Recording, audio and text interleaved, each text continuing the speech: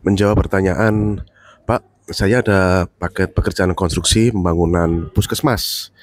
Ada katakanlah 5 unit pembangunan puskesmas, Pak. Bagaimana cara menayangkannya di katalog, Pak? Nah, yang perlu kita sampaikan di sini, terminologinya bukan penayangan.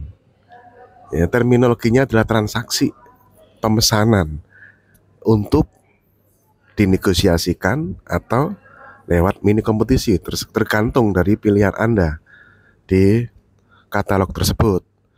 Nah, untuk pekerjaan konstruksi ya, gunakan referensi yang tertuang pada buku kerja e-purchasing yang memang juga merujuk pada keputusan Deputi keputusan Kepala LKPP nomor 177 2024 dan juga keputusan Kepala LKPP lainnya terkait dengan pelaksanaan penyelenggaraan katalog elektronik yang implementasinya secara komprehensif dituangkan dalam buku kerja e-purchasing, maka pastikan yang diupload adalah dokumen persiapan e-purchasing. Jadi kalau Anda mengatakan penayangan, ya, seperti kayak di SPSE ketika menayangkan tender, seleksi, pengadaan langsung, itu kalau bahasanya di e-purchasing kurang tepat kalau penayangan.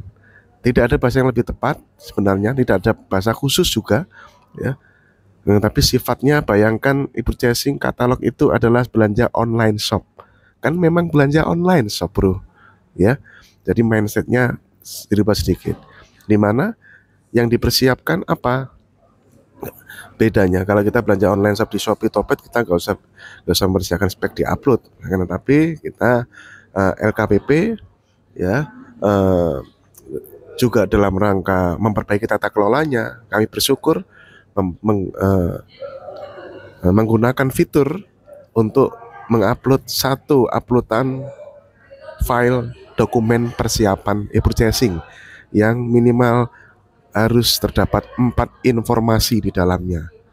Yang pasti pertama adalah spesifikasi teknis e-purchasing. Ya jelas kalau pekerjaan konstruksi pembangunan puskesmas, pastinya di situ ada informasi bahan bangunannya apa, ada informasi link katalog nanti ya akan diklik apa. Kalau ini mekanismenya adalah negosiasi, di mana itu selaras dengan spesifikasi bahan bangunan yang ada di dalam dokumen spek tersebut, peralatan konstruksi dan peralatan bangunan, spek metode, spek proses, spek jabatan kerja konstruksi, keterangan gambarnya, ya, rancangan konseptual kesalahan konstruksi itu selaras dengan link katalog yang akan menjadi objek negosiasi, akan menjadi mitra negosiasi nantinya, dan objek-objeknya Anda bisa menggunakan 10 bahan negosiasi, objek negosiasi yang tertuang dalam buku kerja e-purchasing.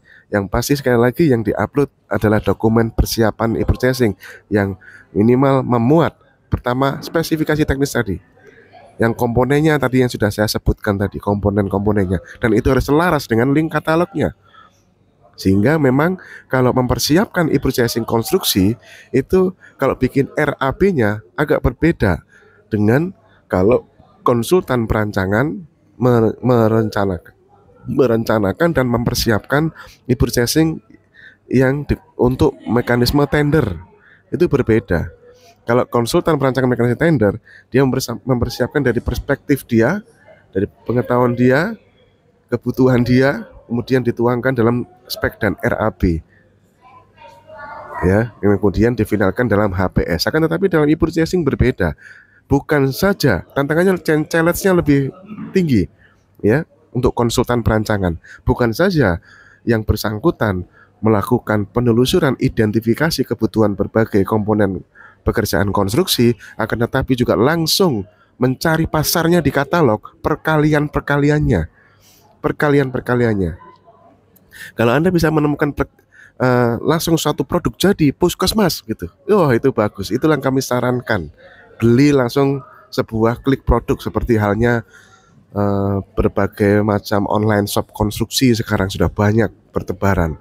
Klik beli suatu bangunan rumah misalkan, seperti itu. Tetapi masih cukup jarang. Biasanya adalah milestone, pekerjaan dinding, pekerjaan persiapan, pekerjaan pembongkaran, pekerjaan elektronik, pekerjaan keramik dan lain sebagainya, pekerjaan atap dan seterusnya.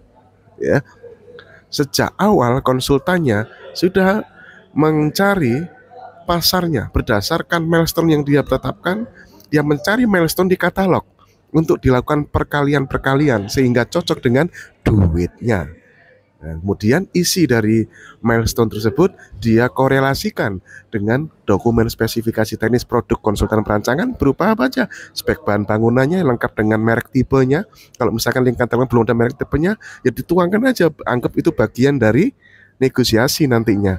Kemudian spesifikasi peralatan konstruksi dan peralatan bangunannya, spek prosesnya bagaimana, spek metodologinya bagaimana, jabatan kerjanya bagaimana, keterangan gambar dan rancangan konseptual keselamatan konstruksi. Seperti itu. Komponen yang pasti pertama itu adalah spek. Yang kedua adalah komponen yang terkait dengan kualifikasi pelaku usaha. Dan itu dituangkan biasanya dalam formulir perencanaan pengadaan. Kalau di dalam buku saya, dalam buku kerja e-purchasing, dituangkan dalam formulir perencanaan pengadaan atau formulir identifikasi kebutuhan. Formulir identifikasi pengadaan yang didasari oleh Peraturan DKP nomor 11 tahun 2021. Yang salah satunya di situ berisi identifikasi kualifikasi pelaku usaha yang digunakan dalam pekerjaan konstruksi tersebut, kecil, non kecil, seperti itu. Kemudian juga memuat terkait dengan kebijakan PDN TKDN. PDN TKDN. Ya. Ada 3 karakteristik paket yang terkait dengan kebijakan ini, yaitu paket pengadaan yang merupakan TKDN, paket pengadaan yang merupakan PDN, dan paket pengadaan yang merupakan barang impor. Nah, khusus untuk pekerjaan konstruksi wajib TKDN. Untuk pekerjaan konstruksi wajib TKDN minimal 60%. Ya, sesuai ketentuan yang dari Kementerian PUPR 60%. Ya, untuk khusus pekerjaan konstruksi harus ada TKDN. Itu harus termuat di dalam dokumen spesifikasi teknis tersebut atau di dalam formulir perencanaan pengadaan. Ya, jadi spek, kemudian kualifikasi pelaku usaha, informasi mengenai TKDN. Ya, rekan-rekan semuanya. Itu 4 informasi. Kemudian informasi yang terakhir adalah informasi mengenai referensi harga. Ini yang utama dan suka dikejar oleh pemeriksa. Entah itu pemeriksa dari auditor internal atau BPK atau aparat penegak hukum. Referensi harga dituangkan di mana? Ya di dokumen referensi harga. Ya, apa yang dituangkan dalam dokumen referensi Anda bisa mensampling komponen-komponen bahan bangunan yang ada di ASP tersebut untuk membuktikan referensi harganya benar gitu. Oh, semen di situ ASP-nya katakanlah 70.000. Buktikan memang referensi harga di wilayah situ kalau kita ngambil katakanlah 500 sak ya, 70.000 dan sebagainya. Berbagai komponen referensi harga dari komponen bahan-bahan bangunannya. Contohnya ada di buku kerja e-purchasing. Jika itu dokumen-dokumen itu yang disampaikan, maka itu di-upload dan itu akan dibaca, di-download oleh pelaku usaha yang dipilih dalam katalog tersebut untuk dinegosiasikan. Saya ulangi, bukan jumlah dokumennya tapi informasi yang terkandung di dalamnya yang di-upload. Jadi paling setidaknya yang di-upload adalah apa aja? Dokumen spek, dokumen perencanaan pengadaan atau identifikasi pengadaan, dan dokumen referensi harga. 3 ini dokumennya. Karena 3 dokumen ini itu akan memenuhi 4 hal yang harus dipersiapkan dalam persiapan e-purchasing sebagai tertuang dalam kebetulan Kepala LKPP 177. Spek, referensi harga, kualifikasi pelaku usaha, dan kebijakan TKDN PDN impor. Sukses, semoga mencerahkan.